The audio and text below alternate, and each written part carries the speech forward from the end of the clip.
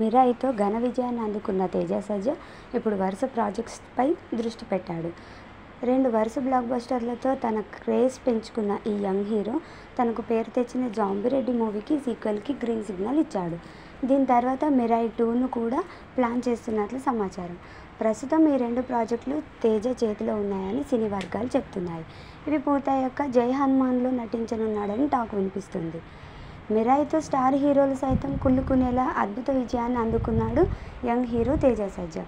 Tickets rates పెంచకపోయినా తొలి రోజు ప్రపంచవ్యాప్తంగా 27.20 crores వసూలు చేసిన ఈ చిత్రం రెండో రోజు 28.40 crores వసూలు చేసింది.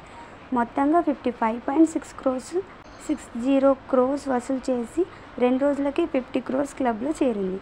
ఈ ఊపు చూస్తుంటే 4-5 రోజులకే 100 crores కలెక్షన్స్ దాటేసినా ఆశ్చర్యపోనక్కర్లేదని ట్రేడ్ వర్గాలు అభిప్రాయపడుతున్నాయి.